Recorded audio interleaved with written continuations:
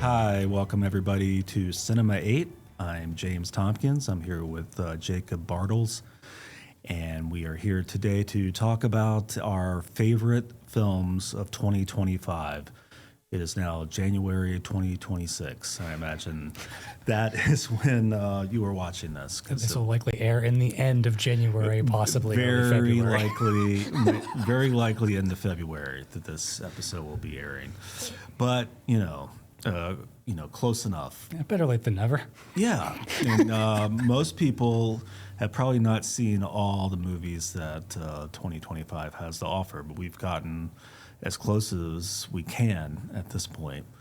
So we're just going to talk about some of our favorites thus far. Yeah, going on the list. Do you want to start with your number 3? Yeah, I will start with my number 3. I actually have already talked about a couple of my favorites already, and I didn't really want to go into. Let me just creep my microphone out. Hello, and I didn't want to talk ad nauseum about them again, since I talked about them on other episodes for people who may have seen those. The One Battle After Another is my favorite movie of the year, I would have to say. And Begonia is definitely in my top 3, but I talked a lot about those already, and I know that Michael Steebing, who is our other co-host, and he couldn't be here today. That was one of his favorites too. He was going to mention it, One Battle After Another, but I just didn't really want to go on and on about those. Those are great. But I wanted to name 3 other ones that were like sort of the next on my list. So starting at number 3 is Companion, which is a horror thriller, kind of a comedic horror thriller, which is executive produced by Zach Kreger. When I bring that up because it sort of has kind of a similar sensibility to his movies. Barbarian and Weapons, but I would say I don't want to spoil too much about it, but you could say there's little hints of the Stepford Wives. You could say there's and it's all sort of played against this sort of weekend in the country kind of setup where this couple has gone to get away with visit with friends, but there's something a little off about the central couple. You've got the main couple is played by Jack Quaid and Sophie Thatcher, and Jack Quaid knocks it out of the park here. I think he is somebody who's delivered a lot of good performances, and he was in the show The Boys. He had a starring role in the movie Novocaine earlier this year also. Good watch. Yeah, Novocaine. Novocaine was a good movie. I saw that. I actually watched that a couple of times too. And Sophie Thatcher was in The Heretic last year with Hugh Grant. So that they're both very good in this movie. There's a little too much going on for me to really spoil. I don't still want to spoil anything. And you and I actually had a conversation about it, but yeah, the problem with this movie is that I enjoyed it, but just trying to talk about how I enjoy it, the very essence of it is so easy to spoil. I have to censor the trailers when editing our B-roll because there's a lot of different layers to spoil too, and it's a movie that you really want to go in blind to.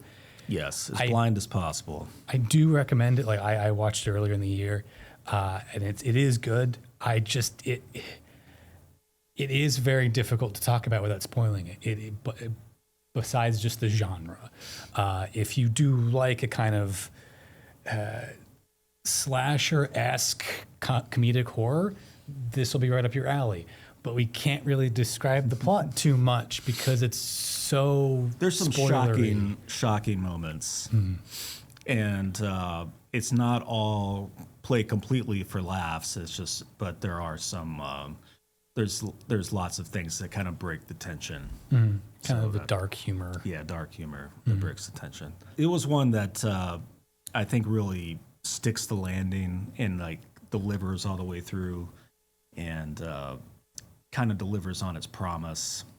I fortunately did not see the entire trailer before I saw the movie. I did see a teaser trailer when I saw something else, like when I saw it in the theater earlier in the year, so that I had an idea of what it was about without it really giving away too much of it, and that's really the best way to see it. I went in completely blind as well, and that I think that is fortunate because it is the best way to experience the companion. It's just going in as blind as you can really is your best bet.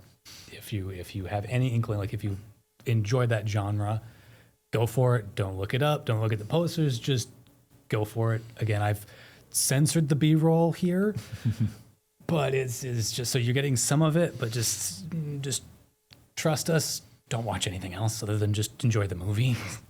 Right. Just enjoy the movie, basically. Yeah. What's your number 3? My number 3, which I have to flip to because I don't remember. Yes, Black Bag. Steven Soderbergh, who I just adore as a director. It's the premise is like it's kind of Mr. and Mrs. Smithy. I don't know how familiar you are with Black Bag. I haven't seen Black Bag. I do like Steven Soderbergh. I have not seen Black Bag. I have seen Mr. and Mrs. Smith. Yeah. It's quite a serious film. Like a lot of Steven Soderbergh's stuff is kind of tongue in cheek. This is not that. This is very serious, and it deals with 2 spies. The wife is a potential traitor, and the husband has to navigate. They're on the same side. They work for the same spy organization, and the husband has to try to figure out if she is a traitor, if she is a mole, and navigate that space. And it is really good, really entertaining. And my wife, when we were watching it, said it's oddly really romantic movie in terms of like some of the stuff that Michael Fassbender plays the husband. Some of the stuff that he does for, I think it's Cate Blanchett. Yes, it's Cate Blanchett's character is just like really romantic in a I'll do anything for you sort of way. And I really liked it. The title of the movie stems around a fictional phrase the writer David Koepp made up. Black bag referring to anything that you can't say as a spy in terms of you can't share that information, like to your significant other who is also a spy. That information is above your pay grade. You can't get involved. So the potential to hide an affair, for example, in like a spy relationship where if somebody's trying to ask you questions about something and you can go, no, black bag, you can't touch that. That information is regarded in a mission that you don't have access to, and you just have to end the conversation there. Just hear the description, I guess I was sort of expecting something more of a little more subversive, something more in the vein of Ocean, seeing it was a spy thing. But if you say it's more of a serious, more straightforward kind of thing. Yeah, and it's played really well. I really liked it. I mean, I wouldn't say I love everything that Michael Fassbender's in because he's not. Yeah, he's had a rotten bit of luck, but I do love him as an actor. Creed, you know. Oh God, don't remind me. And Snowman. Oh, I didn't see that. I'm familiar with the artwork, the DVD cover or whatever. I couldn't get through it, man. I can't believe he did that. And Dark Phoenix also. That one was not good. He's had some rotten luck. Yeah, but I do really like him as an actor, and he's really good in this. Oh yeah. What would your number 2 be? My number 2 is Friendship, which is, I think, the funniest movie of the year. It is starring Tim Robinson and Paul Rudd, and it really is the Tim Robinson show. If you're familiar with his comedy from I Think You Should Leave, Detroiters, and most recently the HBO series The Chair Company. I feel like this movie is kind of a dry run for the Chair Company series, and I think it really gets pretty crazy. And I think if you see it before you see the Chair Company, you think, oh, well, Friendship is completely insane movie, and the Chair Company just kind of takes it to another level. So I recommend seeing Friendship before you see the Chair Company. But otherwise, he's basically playing a Tim Robinson type, which is basically a sort of ordinary guy, but who doesn't really recognize social cues and is pretty keen on getting like overworked up about things and gets overeager and can just kind of ruin a lot of social situations. And he is a married guy with a son who lives in the suburbs. He gets a new neighbor who is a TV weatherman. And the two of them become fast friends. But then after a couple times of hanging out, the Tim Robinson character just kind of ruins things by making things awkward. And the rest of the movie is him trying to regain his friendship with Paul Rudd's character, but things just keep spiraling out of control in different ways. It's a lot of fun to just watch things kind of just keep going wrong in unexpected ways. And it really goes to some unusual places you would not expect it to go. And just the dialogue is so unique and just unhinged in so many places. You can tell some of it's improvised, and some of it is just sort of catered to the kind of characters that Tim Robinson played on I Think You Should Leave. So it's just a really fun movie. I've watched it several times. I saw it in the theater. It's a fun movie to watch with an audience because it was an audience full of people who were fans of Tim Robinson, obviously. He's a Michigan native, so I think that's probably one reason why it's very popular here too. But so yeah, it's a blast. I love Friendship. Andrew Young also claimed that the movie was inspired by the experience he had of getting iced out of a friendship. I can see that. I can see how it could come from a real place, and it's maybe not exactly fair what happens to Tim Robinson's character, but people can. It's probably something you can relate to, but not everybody can relate to how Tim Robinson reacts to that situation. He doesn't handle it, the getting iced out, particularly well. Yeah, I'd imagine not. No, no. Yeah, I watched the trailer and I went, this looks really uncomfortable. It is. It's some awkward, cringe type comedy, which is Tim Robinson's specialty. Mm-hmm. Sort of the formula of his comedy is to have one guy who is saying outrageous things and making everyone uncomfortable, and everything just sort of devolves from that, and no one really knows how to get rid of the person. Hence, I Think You Should Leave, the name. I'm so bad with secondhand embarrassment. I can't handle it. I can't watch, like, one of my roommate's favorite shows is Always Sunny, and anytime he's watching it, I have to leave the room. I just can't. Mm-hmm. I just can't do secondhand embarrassment. I tried watching. This is completely off topic, but I tried watching a film called what was it? It was go to my letterbox. Came out this year called Deep Cover. I've heard of that. It's not the 1992 version. No, it's remade. Came out this year. Yeah.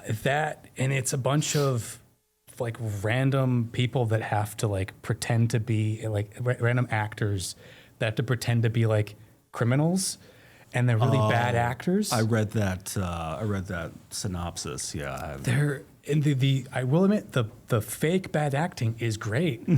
Man, is there a lot of secondhand embarrassment in that film that I was just curling up into a ball watching. Yeah, some of it's hard to watch. I mean, that kind of thing, like Curb Your Enthusiasm. You ever watch that show?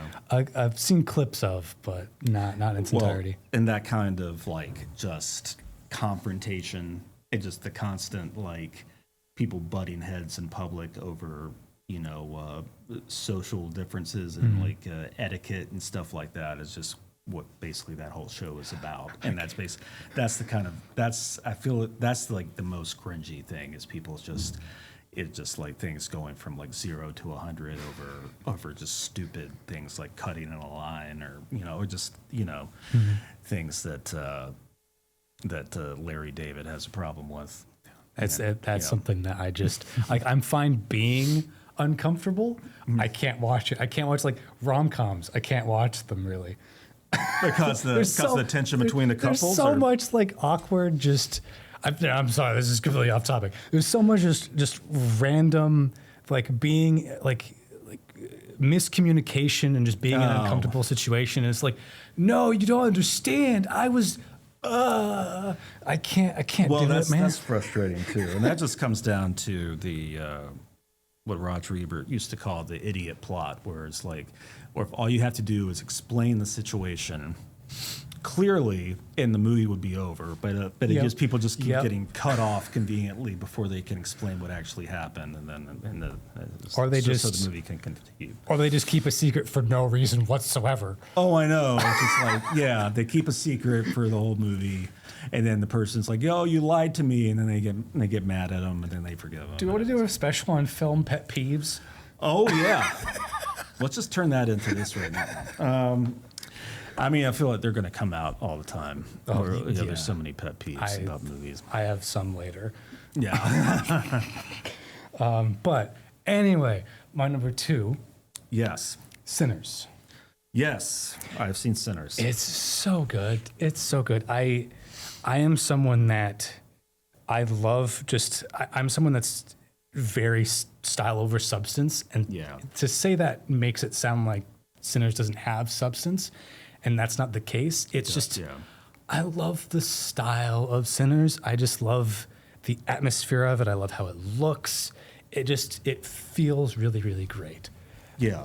Did you see it on the big screen? I did not, unfortunately. I really wanted to. I wanted to too, but I didn't end up seeing it till it was on streaming. A lot of my former coworkers at a movie theater were giving me a lot of flack for not going in and seeing it. It's like, how could you? You're you. You should. I'm like, I'm sorry. But I did, when I finally got around to watching it, it's really, really good. And the way it plays with aspect ratios, that really tickled my brain in terms of it was very satisfying to me. And it's a very satisfying film to watch. My one gripe with it is that the first act is too long. Yeah, that I did have a little bit of a problem with that when I was first watching it, and I forgave that. And once it got to the club part, Yeah. once they're in the club, then okay, it's fine. But I was kind of wanting it to move along a little bit. It was a lot of setup. Yeah, it felt long enough that I kind of forgot it was a vampire movie. Right. Well, I mean, a lot of what I've read about it too is people have kind of were surprised. It's sort of like From Dusk Till Dawn, which people have compared it to the '90s movie with Quentin Tarantino. The Tarantino wrote, but Robert Rodriguez directed. That the first half. It's also about two brothers, and it sort of turns into a vampire movie in the second half. But the first half is sort of leading you down one path, and then it becomes this other sort of vampire monster movie in the second half. Although this Sinners does foreshadow it in the beginning, where From Dusk Till Dawn really doesn't. Yeah. But I haven't seen From Dusk Till Dawn. I've been meaning to. It's on my I haven't list. seen it in a long time. I haven't seen it since I saw Sinners, but I know there's been a lot of talk about people comparing it to that since Sinners came out. But the Sinners is its own thing. It's definitely not the same, except maybe just in structure a little bit. Yeah. But I thought Michael B. Jordan is great. And it's just one of those things where you do not think about this is the same guy. No, not at all. Basically, I was not thinking I'm watching I'm not thinking about I'm watching the actor play a scene with himself. I'm not thinking about that. It feels like I'm just watching two different characters. I'm watching two different actors. Is what They it felt like. really did an amazing job. Not just Yeah. like on like Michael B. Jordan's part, but on like the VFX side, it was completely seamless. It Yeah. was just so good. I really, really enjoyed it. I watched it at a point where I was coincidentally watching a bunch of vampire media. Like I had watched Daybreakers a little bit before it, which was all right. I don't know if you've Yeah. ever seen it. I've seen it. Yeah. It was like I liked the opening, and it just kind of just went nowhere. Right. I watched Thirst around the same time as that, which was a wild movie. I don't think I've seen Thirst. It's a, it's very, how to describe Thirst? It's not for everyone. It's very jarring, and parts of it feel like they're directed by Quentin Tarantino for reasons. But it's a very difficult film to recommend to people because it's not for everyone. It's a very jarring vampire movie, so it's not for everyone. But I also watched around this time Midnight Mass. The series? Yes, Yes. I which saw was that. also really good. Like that. That was good. I watched that in this past year. Yeah. Mike Flanagan, who directed like Doctor Sleep and a bunch of other stuff that I like, that's a series that's a real slow burn, Yes. but man, does it get good. Yeah, and that's another one where I didn't really know where it was going either, and it was just something that a friend of my wife's had recommended, and we watched it and was like, but from the first couple episodes, you're really not sure. You don't really think about that it's going in this sort of vampire direction. It just sort of seems like kind of a slice of life drama. And then it kind of just goes from there. I think it's similar to Sinners in that way. Of it starts fairly slow and off the topic of vampires, and then you are all of a sudden, oh, there's vampires in this now. Yeah. Like what? But it's both are really, really good. Like, and if you haven't seen Midnight Mass, it's great. But it very, very different from Sinners. Very different style. Basically, no music. There, but all very, very serious. And Sinners is, if you haven't seen it at this point, it's really good. Like film goers have been talking about it to death this year, and for very, very good reason. Was very familiar with the song "Rocky Road to Dublin" before that, and when he started to sing it, I just was like, I started tapping my foot, going, "Yes," because I love just Irish folk songs, and that hit for me pretty hard. And it's like, oh, the villain singing an Irish folk song and doing a jig outside. Oh, this is cool. This is weird but cool, and I'm here for it.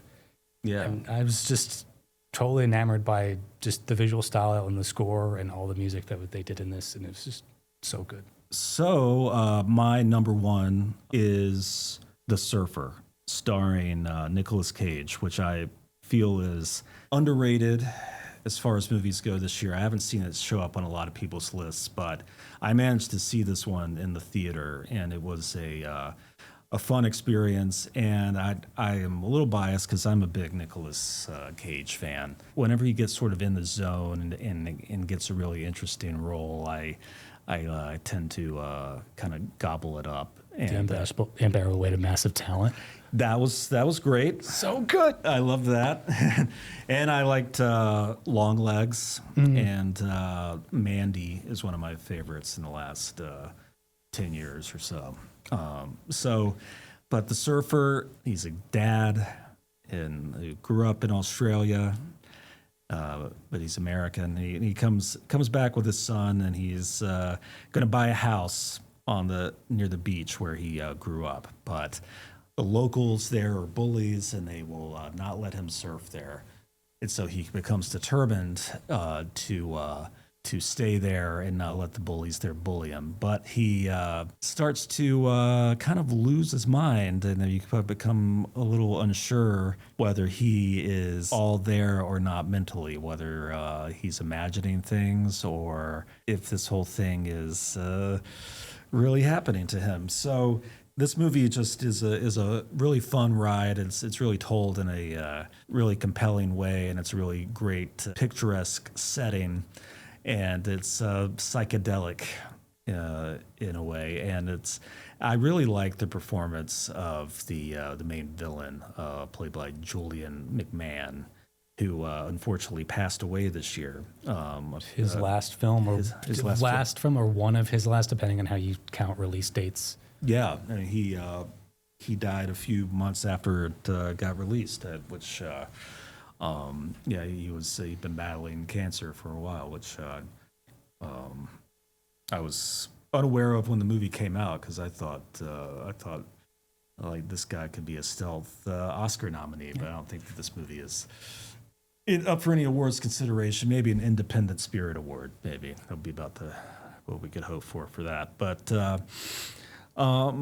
yeah, I love this movie. Did you see it? I did see it. I admit I wasn't that much of a fan of it. Okay. I liked the visual style. Like, they had some gorgeous shots in it, and like I liked the saturation of some of the colors was amazing. Like, I really liked how pretty the film was. I wasn't there for the plot.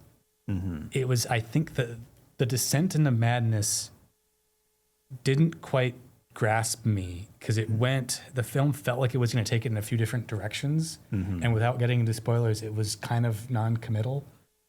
It just kind of didn't go to any of the places that I thought it would go. And the ending that we got felt disingenuous to me in terms of the direction of the character. It didn't feel right to me in terms of, and again, without spoiling it, in terms of where that character, the things that character said were important to him, it didn't fit right with it in my mind. It didn't gel with me. Yeah, I can see what you're saying. You could also look at it though as that he has had a change of heart by the end. You know, he's sort of like the character in The Family Man. By like I don't know. He's not exactly like that character. This is it's basically a sequel to The Family Man, is what I'm trying to say. No, it's not. But that was my way of interpreting it. No, that's fair. Nicolas Cage does do some insane stuff in this one. Just like I believe I read that, like, the bit of like eat the rat and shoving the rat in the guy's face is just improvised. It's like, why'd you do that? Why? Well, it's like following. I mean, it's sort of like a continuation of his eating random things, like from Vampire's Kiss, where he I think he ate some sort of bug in that back in the 80s, the vampire movie, and he really ate it live. That's his commitment to his characters. Yeah, he was definitely off the rails in this one. Anytime Nicolas Cage can go off the rails is something that I'm here for. The understated Nicolas Cage. I mean, I'll still watch understated Nicolas Cage, but what I really want to show up for is him just going completely insane. He definitely works with this one. Yeah, that's for sure. Yeah, and he doesn't like to disappoint. Although the plot kind of was hit or miss for me, I did enjoy my time with it. It was solid. Great. Well, what's your number one? Predator Badlands. I've talked about it so much, and I'm going to talk about it some more. Not as much as I did before, though. Again, I love creature features. I've said this in pretty much every episode so far. I'm wearing an Alien shirt today because it was a Christmas present from my wife. I love Predator. I love Alien, and this movie is just a perfect blend. And it's a Christmas movie. Not this one. Oh, Prometheus. Prometheus is a Christmas movie. And I'm going to figure out a way to make a Valentine's Day movie out of one of them. I'm sure this is Covenant. Covenant has some married couples in it, but we're gonna get to that later.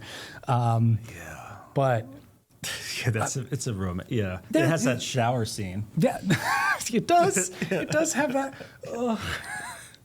Yeah. Anyway, about the Predator. Yeah. But yeah, Predator Badlands. It's just I thoroughly enjoyed myself with it. It's available for pre-order and physical at this point, and I can't wait till it comes out because I want to watch it in not the IMAX theater I was watching it at. The bulb was dying, and it wasn't as vibrant and as bright. It didn't look good, and I'm like, I want to see how bright this movie is, and it just wasn't. And I was annoyed. Setting my personal grievances with my particular isolated viewing experience aside, I really loved it and I want to watch it again.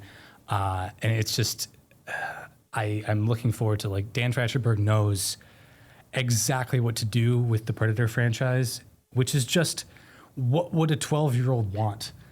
Put a Predator with samurai, put a Predator with Vikings, Native Americans, just like anything that a kid could just. He's quoted as saying, I'm going to paraphrase here, but it's like something that a couple of 12-year-olds would talk about in the schoolyard, and it is, and that's perfect. That is exactly the way that you should approach this. Is just have that as your elevator pitch of just random ideas that just seem entertaining to kids, and then broaden that to an adult creature feature.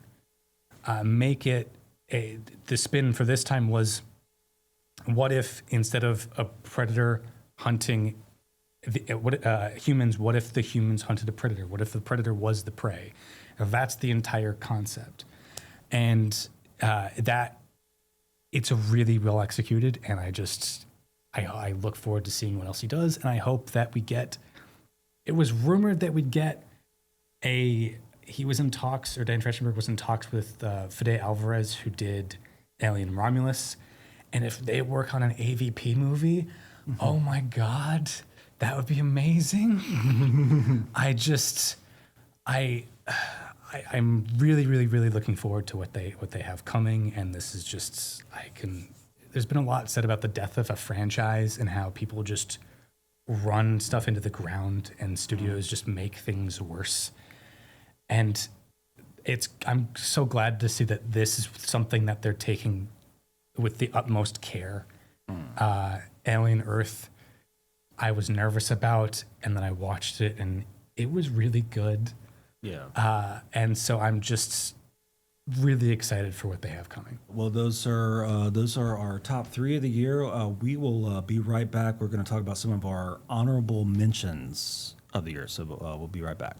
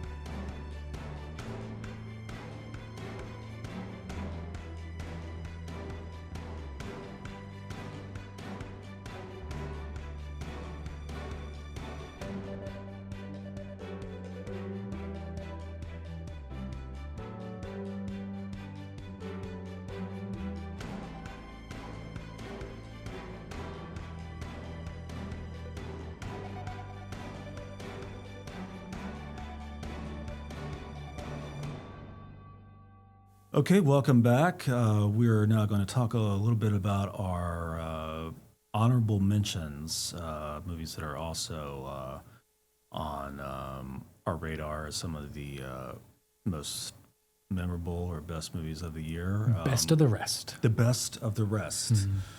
Don't you forget. We both saw, in the past week, we both saw the new Avatar, Fire and Ash. And what a fantastic I can tell you liked it. No, it was fine. It was good. No, it was good. No, it was good. It was a fun movie to watch in 3D. Saw it in 3D. I did not see it in IMAX with the dimming bulb, but I did see the. It might not have been dim. They might have replaced it. Watched Predator in November. So Maybe it's been a while. Maybe they ordered. So they probably ordered a new bulb. Hopefully. was a fun experience. Fantastic visuals. It was saw the Way of Water in a similar way, the last one, and I'm not super deep into the mythology of it. I just like to in the franchise as a whole, but I just like being there, like taking it all in. It's interesting. I hadn't watched Way of Water up until my wife and I went through and watched all three leading up to this. And I hadn't seen the first one since, well, not when it came out. I think I watched it in like 2015 or something like that. It's been a while. Okay. And so I rewatched that one. That's aged poorly. Not terribly. I don't know if you watched it at all recently. No, I haven't seen it recently. For 2009 CG, I know it was revolutionary at the time. It holds up okay with a suspension of disbelief. It feels more animated than it does realistic. Fortunately, it doesn't fall into the uncanny valley. It falls more into like a CG animated, like with a stylized CG rather than realistic CG. So that plays to its benefit. The story is really dry in the first one. The characters are really dry in the first one. Yeah. As I rewatched it, I went, "Oh, okay. I guess we're just gonna get more tech demos. So I guess I'm gonna expect more tech demos from this franchise." And I was very pleasantly surprised by Way of Water. The characters are actually good characters now. Neytiri has an actual plot and motivations, and she has I think Zoe Saldana got some flack for saying that she's racist. The character is racist. That's a fundamental part of the character, is that she, because of her experience, because outside of Jake, the only humans that she's come in contact with have been trying to kill her and wipe out her race. So in that aspect, it's kind of justified because that's what the character's been led to believe. But she encounters Spider and has nothing but hatred for him. So there's that aspect to the characters that I really liked watching and liked that being explored. Jake is not a one-dimensional character anymore. He's actually a dad who has motivations of these children that he's trying to raise that don't fit as human or Na'vi. He has this, and he's trying to navigate this space and be something that's not a soldier, but that's all he knows. And that aspect of the story is really interesting. So there's more to this. Like pretty much every character had something that I was enjoying. There wasn't just moments of, I don't care what you're saying. Because there was a lot of in the first one where I'm like, I don't care about these people really. They're just moving the plot forward and letting me see more cool stuff. Sort of a vehicle for the special effects. Yeah. And in the second one, I was genuinely like, oh, this is just a good movie that just happens to be also a tech demo. It also just happens to be revolutionary still in terms of the visuals. Yeah. And the fact that we were talking about earlier about Michael B. Jordan and Sinners, about how you don't at any point not believe that these are two different characters. At no point was I pulled out and thinking that this world wasn't what was being presented in front of me. The world that it was trying to make me believe, I believed in. And that was something that I didn't have as much in the first one. Yeah. And then having that in Way of Water and going into basically immediately afterwards watching Fire and Ash, I was completely with it. It felt, to me, a part one and part two. I know that it had gotten some flack for feeling like a retread of Way of Water. And to me, the first film felt very much like an isolated film. And then you have the time jump and you have Way of Water and as a part one and Fire and Ash as a part two. It's not explicitly said that way, but that's how I felt like it was. This feels like a continuation of Way of Water. Mm-hmm. Yeah, it does feel like this is sort of just picking up, like you had to have seen Way of Water to know what's going on. Yes, yeah. You can't hop in. It's not like there's not a lot of catching you up. No, not at all. Not at all. It's just sort of, splashes you into it, so to speak. And they get away with a lot in some of these movies in terms of gore. O. It really does not seem like a kid's movie. No, Yeah. the guy that gets his arm torn off in Way of Water. He's like he comes back in this, and there's some really brutal stuff, and I'm like, okay, this is supposedly a family friendly movie. I don't know if it is, but I'm here for it. I'm glad they're going for it. Yeah.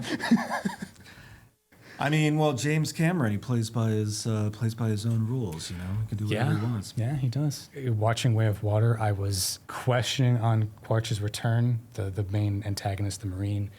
I wasn't sure if bringing him back as a Na'vi clone was a good move. Mm-hmm. And then through his interaction with Spider, through his in this film, the relationship with Varang, I really ended up liking him as a character. Not in terms of liking him as like, oh, I like him, he's a nice guy. As in, no, I think like he's a good addition to the roster. Yeah. I think that and Varang creates a good juxtaposition between them as a couple and Neytiri and Jake as a couple. There is a nice juxtaposition between them, and when Varang and Quaritch are meeting and having fun together, I almost forgot that they're like really bad people. Mm-hmm. It's like, oh, they're cute. Oh wait, no, they're really not. Mm-hmm. But it's nice to see them interacting. Right. It's nice to see them having fun. It very much feels like that. Not Lord of the Rings necessarily, but it has that sprawling lore and that it feels like that sprawling epic that it's trying to be. But that also brings me to my main issue with these films, in that it doesn't commit to language, and I really want it to. I really wish it committed it. The opening of Way of Water, we have an inkling of what the films could be, in that we have the bilingual Na'vi children flipping back and forth between the Na'vi language and English. Yeah. We have Neytiri not comfortable with English really, but leaning more heavily in the Na'vi language.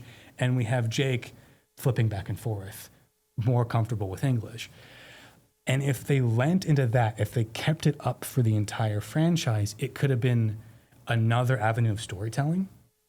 Because we have, and I understand why it doesn't, because it committing to a film being probably realistically 90% subtitles is a lot. That's a lot for an American blockbuster movie. It's a lot. And it's also a lot for the actors. Oh, yeah. Because this language it's is not a invented. real language. It's not a real, they created a language, and to their credit, it is a real, they created it. It is a language, but it's not an actual language. Yeah. So these actors would be acting through words they're not native to. And so that creates another degree of challenge. But I really wish, setting that aside, I really wish it did that, because you'd have the avenues of storytelling of Neytiri being her hatred of humanity, and as that gets worse, you have her refusing to speak English and only speaking Na'vi. You have Jake trying to, as he's around the human soldiers, the Na'vi clones, the antagonists, speaking English. As he gets more aggressive, he goes more into his English. You have the kids flipping back and forth.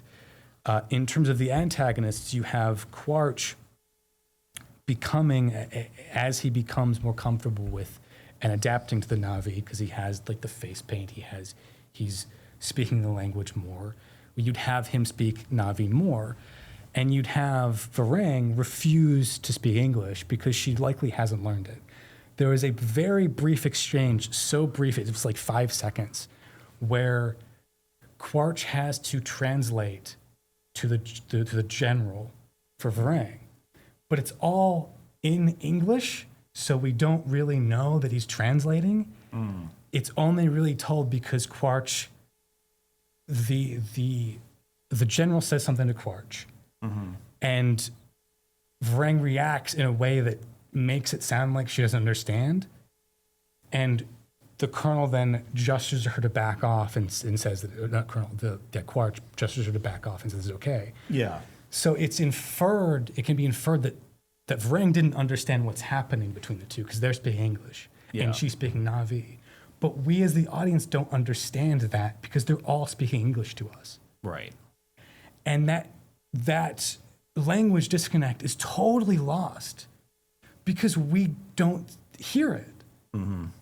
And that I really wish that the film went into that because that would be a completely a much more drastic avenue for the storytelling and a much more distinct separation in terms of the disconnect between these peoples.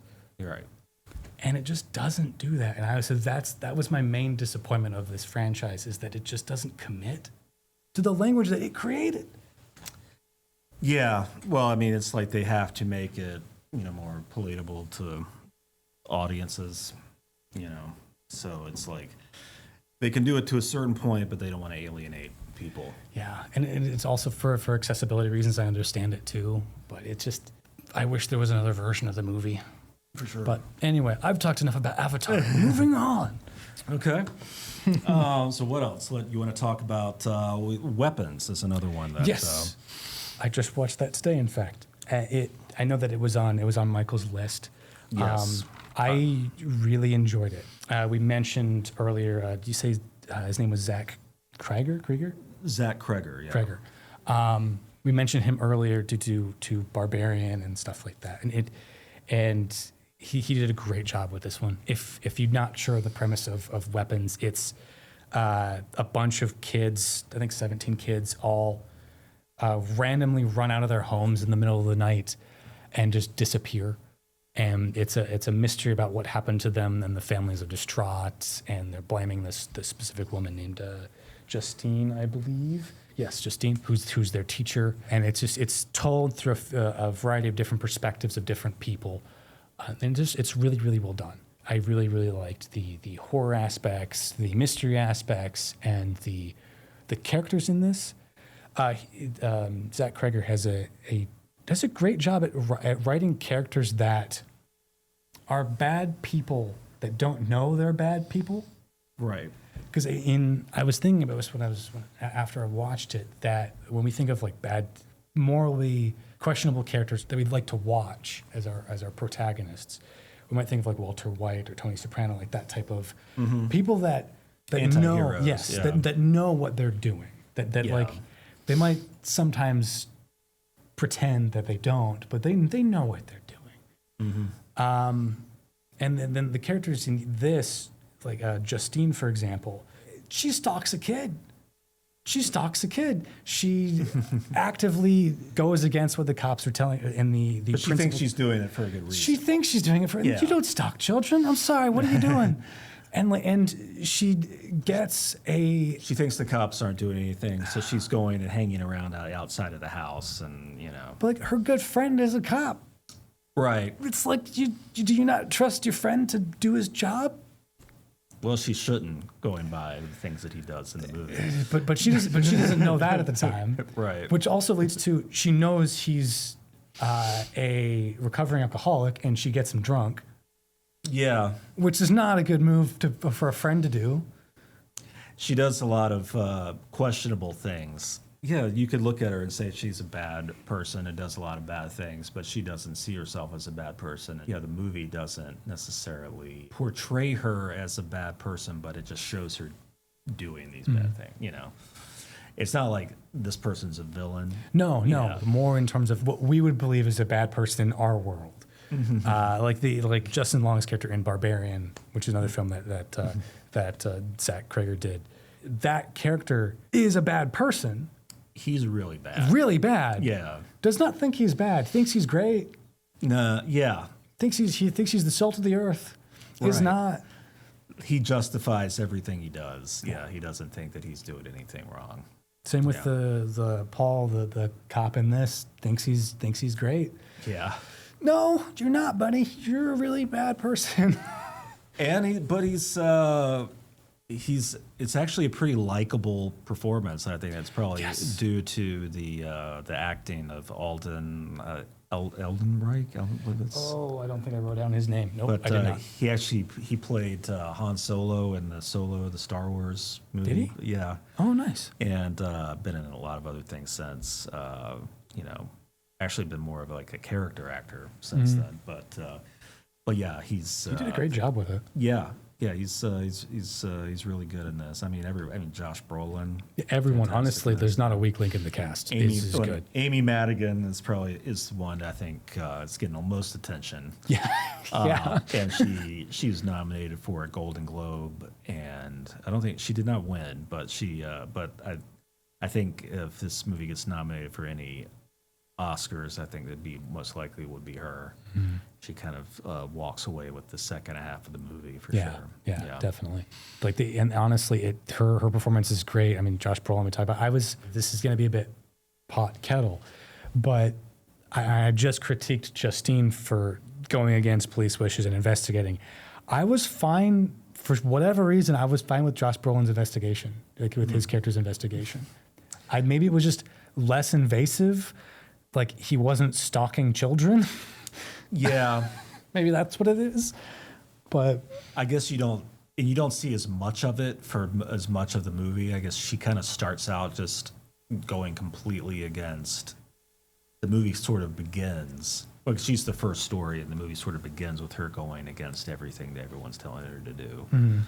And I guess you could say that she's sort of instigating a lot of the bad things that happen from like point A to point B. Yeah. Well, I wanted to mention another honorable mention for me that it kind of shot near the top of my list, which I just saw it last week. Marty Supreme, which is getting a lot of buzz towards the end of the year. It came out Christmas.